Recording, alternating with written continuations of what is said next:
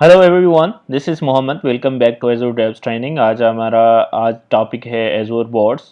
अच्छा, एजोर बोर्ड्स को आपको समझने अच्छे तरीके से समझने के लिए मैं हर वीडियोस में एक सिनेरियो देता हूँ ताकि आपको प्रैक्टिकल जब हम करेंगे तो आपको बात अच्छे से समझ में आ जाए। तो चलो चलते हैं हम एक सिनेरियो की तरफ। हमारे पास एक अच्छा सा सिनेरियो है to understand Azure DevOps in detail. अच्छा, एक कंपनी है जो एजोर डेव्स यूज़ कर रही है। एक कस्टमर आएगा उन कंपनी के पास, उनको एक एप्लीकेशन चाहिए, एक सॉफ्टवेयर चाहिए। फिर कंपनी को रिक्वेस्ट करेगा कि मुझे इस तरह का कोई सॉफ्टवेयर चाहिए, रिक्वायरमेंट सेंड करेगा। रिक्वायरमेंट सारी डिटेल जो इन डॉक्यूमेंटेशन के थ्रू उसको सेंड कर देगा और फिर असाइनमेंट हो जाएंगी। फिर कंपनी के पास एक हायर लेवल पे एक पोजीशन लेवल पे एक बंदा होता है जिसको कहते हैं हम प्रोजेक्ट मैनेजर या प्रोडक्ट मैनेजर।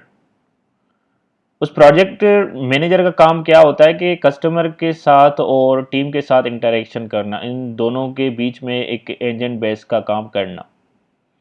वो प्रोजेक्ट मैनेजर ये सारी रिक्वायरमेंट्स देखेगा और उसके उसके बाद कस्टमर के साथ इंटरेक्शन करने के बाद एग्रीमेंट साइन करेगा। एग्रीमेंट साइन करने के बाद अगर वो कंपनी एज डेव्स को यूज़ करी है तो वो डायरेक्टली इसको डेव्स टीम को कॉल करेगा और कॉल करने के बाद एजोर बोर्ड्स पे जाएगा। अब सारा काम जो है प्रोजेक्ट का कहाँ होगा?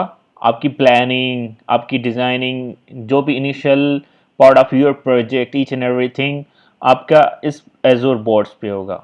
इंटीग्रेट करने से पहले CI/CD test and each and everything जो भी होगा, काम असाइन करना, ठीक है, आपका डिस्कस करना through out the entire project, only you can use एजोर boards. Project manager के पास टीम होगी, उसको कॉल करने के बाद आप क्या करेगा कि वर्क एटम्स जिसको हम यूज़ करते हैं एजोर बोर्ड्स में, वर्क एटम्स क्रिएट करना स्टार्ट कर देगा। सबसे पहले code, design, test, build, release, ये सारी चीज़ें हम किस लिए यूज़ करते हैं? एक सॉफ्टवेयर को बनाने के लिए। जब भी हम सॉफ्टवेयर बनाते हैं तो हम इस सारी चीज़ों को यूज़ करते हैं, तभी हमारा एक सॉफ्टवेयर बन के आ जाता है। तो प्रोजेक्ट मैनेजर ये सारे वर्क आइटम्स को क्रिएट करेगा। अब वर्क आइटम्स क्या है? एक group of list of items होते हैं जो भी हम टास्क असाइन करते हैं टू द टीम। टीम को टास्क असाइन करते हैं। टीम कौन सी? एक डेव्स टीम है, उसमें एक डेवलपर टीम है, डिज़ाइनर है, उसके बाद एक ऑपरेशन टीम है जो बिल्ड करती है, सॉफ्टवेयर को रिलीज़ करने के लिए टेस्ट करती है। तो ये सारी चीज़ें हम क्या करते हैं? असाइन करते हैं टास्क के। फलाना बंदा, ये बंदा पर्सन 1 ये काम करेगा, पर्सन 2 ये काम करेगा, टीम 1 ये काम करेगी, यहाँ तक काम करेगी। और ये सारी चीज़ें हम बैकलॉग में ऐड करते हैं। जब भी हम वर्क आइटम की बात करेंगे, बैकलॉग की बात करेंगे। ये सारी अच्छा, बैकलॉग की डेफिनेशन क्या हुई? List of atoms, list of elements, list of task. जैसे हमारे पास सेट होता है मैथमेटिक्स में, हमारे पास नंबर ऑफ एलिमेंट्स होते हैं, उसमें डिफरेंट एलिमेंट्स होते हैं। इस तरह हमारे पास नंबर ऑफ वर्क आइटम्स होते हैं, डिफरेंट्स होते हैं। फिर हम प्रेटराइज करते हैं अपनी प्रायोरिटी के हिसाब से, उसको अपने हिसाब से उसको ही पोजीशन देते हैं। वो किस में करते हैं? बैकलॉग में। उसको कहते हैं हम बैकलॉग। ठीक है, जब हमारी ये सारी चीज़ें हो जाएंगी तो हमारे पास इसको हमारे पास जब प्लानिंग हो गई, असाइनिंग हो गई, तो हम क्या करेंगे? सॉफ्टवेयर को बनाना स्टार्ट कर देंगे। फिर हमारे पास एक सॉफ्टवेयर बहुत बड़ी लेवल पे होगा, तो हम क्या उस एक ही साथ तो नहीं करेंगे। हम एक डेव्स यूज़ कर रहे हैं, अजाइल मेथोलॉजी यूज़ कर रहे हैं। तो हमारे पास अजाइल मेथोलॉजीज में एक और टर्म होता है डेव्स में जिसको कहते हैं स्प्रिंट, विच मीन्स के अटेंशन। आप एक प्रोजेक्ट को पार्ट्स में करें, प्रोजेक्ट को डिवाइड करें स्पेसिफिक टाइम में। आप एक स्पेसिफिक टाइम चूज करते हैं, स्पेसिफिक टाइम में आप इतने स्पेसिफिक वर्क आइटम्स करेंगे।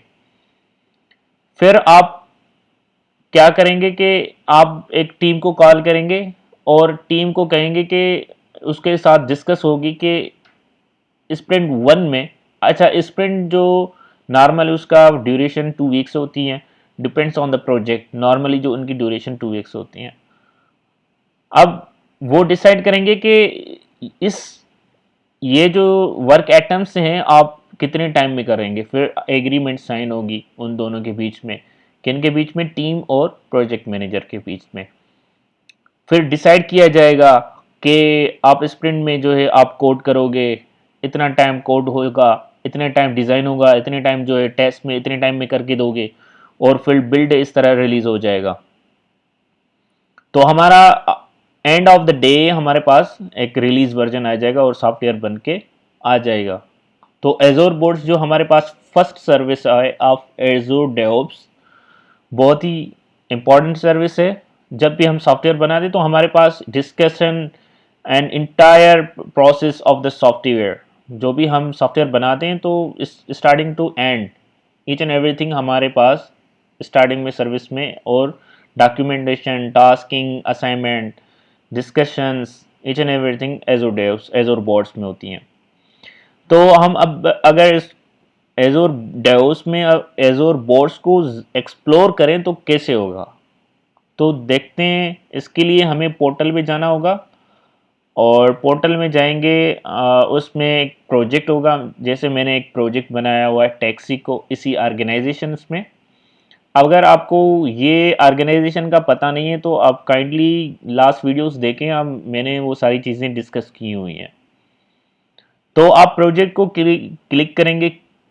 प्रोजेक्ट को क्लिक करने के बाद आपके पास ये सारी सर्विसेज शो होंगी।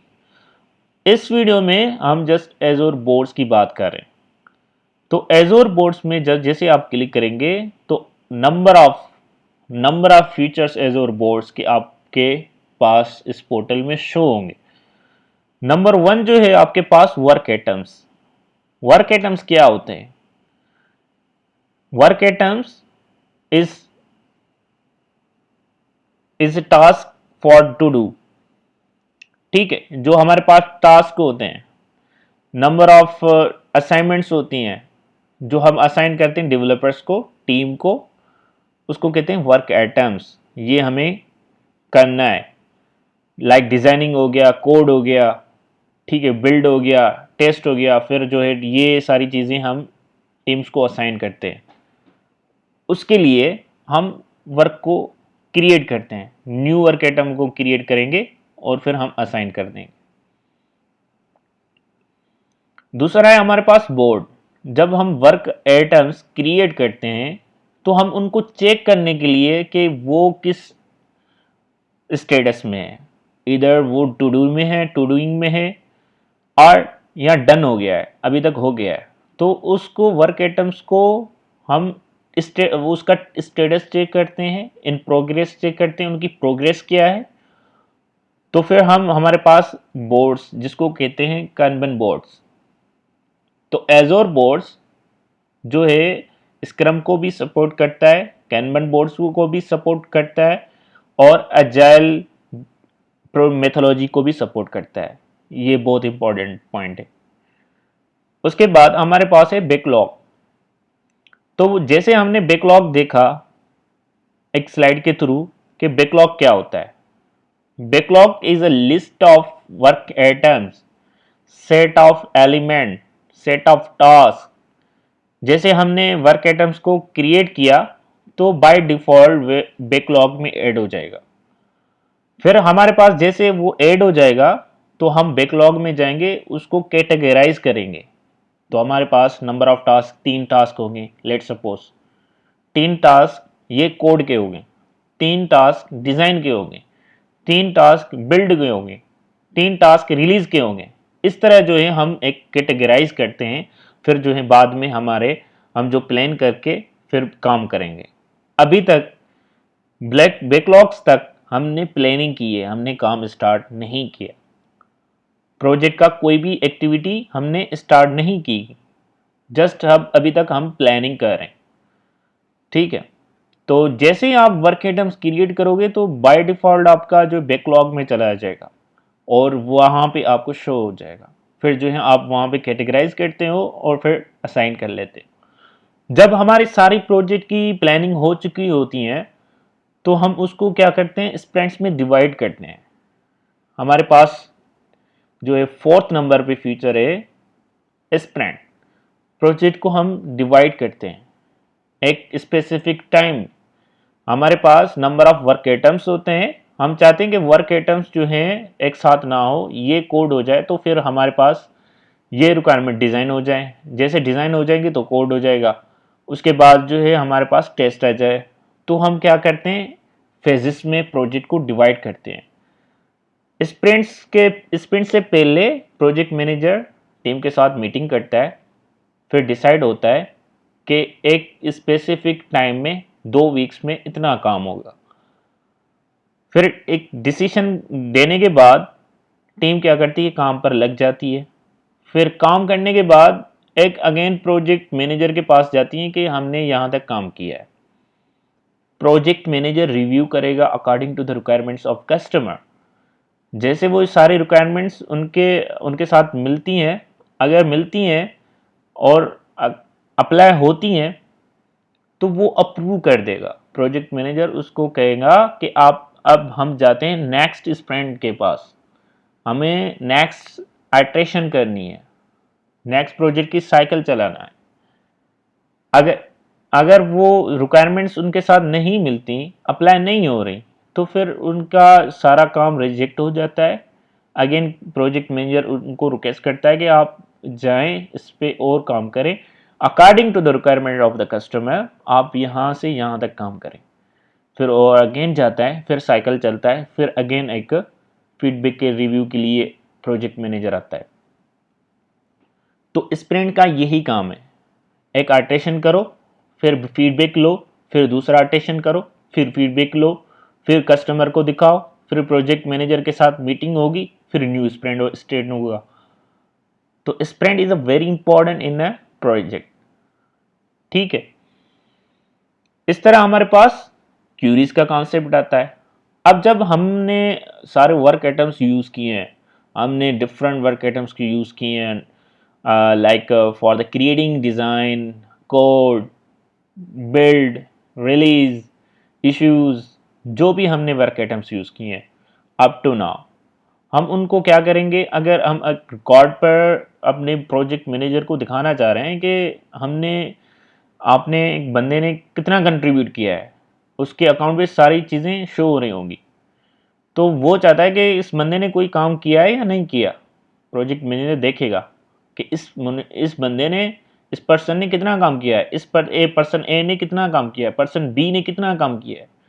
तो वो क्या करेगा, सिंपली अपना काम अपना दिखाने के लिए इंपोर्ट करेगा, सारे वर्क आइटम्स को इंपोर्ट करेगा। इंपोर्ट कहे तो जो आपने वर्क आइटम्स यूज़ किए हैं वो सारे वर्क आइटम्स यहाँ इंपोर्ट हो जाएंगे। फिर एक न्यू क्यूरी जो है चलाएगा, उसके बाद एक्सपोर्ट करेगा, एक डिटेल आ जाएगी, ठीक है, कि मैंने इतना काम किया है, इस प्रोजेक्ट में इतना कंट्रीब्यूट किया है। उसके बाद हमारे पास डिलीवरी प्लान्स है। अब डिलीवरी प्लान्स में हम एक गोल सेट करते हैं, प्लान को बनाते हैं, प्लान बनाने के बाद एक गोल पीरियड टाइम, स्पेसिफिक टाइम तक हमारा सॉफ्टवेयर बनना चाहिए। अब डेवॉप्स में दो टीम्स होती हैं, डेवलपर टीम होती है, एक ऑपरेशन टीम भी होती है, कभी कभी और भी टीम्स होती हैं, एसक्यूएल भी आ जाती हैं, डेटाबेस की तरफ भी आ जाती हैं। तो हम क्या करते हैं, गोल को सेट करते हैं। डेवलपर टीम को कहते हैं कि आप कोड करो, सॉफ्टवेयर बना के आओ, नंबर ऑफ स्क्रीन इतनी हो और सारे फीचर्स हों। फिर हम वो वर्क आइटम्स के थ्रू उनको असाइन कर लेते हैं, लेकिन उनको प्लानिंग दे देते हैं कि आप ये सारी एप्लीकेशन 2 मंथ्स में आप बना के देना ही है, 2 मंथ्स में आपको बना के देनी है। ये गोल सेट कर दिया। ऑपरेशन टीम को कहा कि आप जैसे आप हमारा ये प्रोजेक्ट बन के आ जाए, तो ऑपरेशन टीम को कहा कि आपने 1 वीक तक ये सारी चीज़ें, सर्वर्स बिल्ड, ये सारी चीज़ें आपको करके देनी है। तो आपका एक गोल माइंड सेट बन गया कि डिलीवरी टाइम जैसे 3 मंथ हो तो आपका काम पहले ही हो जाए, ठीक है, डिलीवरी टाइम से पहले आप कस्टमर को दिखा दो, इसलिए डिलीवरी प्लान्स का एक ऑप्शन है। उसके बाद एनालिटिक व्यू। अब जब तक यहाँ तक जो भी आपने काम किया है, वर्क आइटम्स क्रिएट किए हैं, स्प्रिंट क्रिएट किए हैं, क्यूरीज बनाई है, बोर्ड्स को डिस्कस किया है। तो ये सारी चीज़ें इश्यूज़ को देखा है, इश्यूज़ क्रिएट किए हैं, बग्स क्रिएट किए हैं, बग्स को सोल्व किया है। तो ये सारी चीज़ें जो हिस्ट्री आपने, एक्टिविटी ऑफ योर हिस्ट्री, अभी तक आपने जो भी कंट्रीब्यूट किया है, कंट्रीब्यूशन की हिस्ट्री होती है। तो आप वो सारी अगर देखना चाह रहे हो तो इस एनालिटिक व्यूज़ के थ्रू आप देख सकते हो। तो चलिए, आज का हमारा यही वीडियो था, हमने एजोर बोर्ड्स को डिस्कस किया। This is all about our view of एजोर boards. Hopefully आपको एजोर बोर्ड समझ में आ गया होगा। अब यहाँ तक आपको बात, मेरी इस वीडियो का मकसद आपको समझाना था कि इन चीज़ों का क्या मकसद है। नेक्स्ट वीडियो में हम वर्क एटम के पास जाएंगे और वर्क एटम्स को क्रिएट करेंगे। हमारे पास नंबर ऑफ वर्क एटम्स होते हैं, फिर हम नंबर ऑफ वर्क एटम्स को यूज़ करें, नंबर ऑफ प्रोजेक्ट्स बनाएंगे।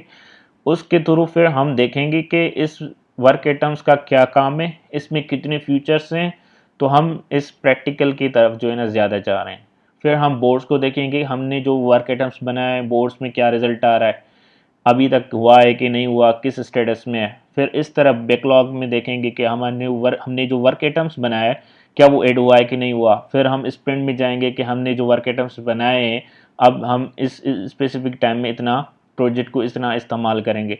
फिर जो है क्यूरीज में जाएंगे, इंपोर्ट करेंगे कि हमने इतने वर्क आइटम्स बनाए। डिलीवरी में देखेंगे, प्लान्स बनाएंगे।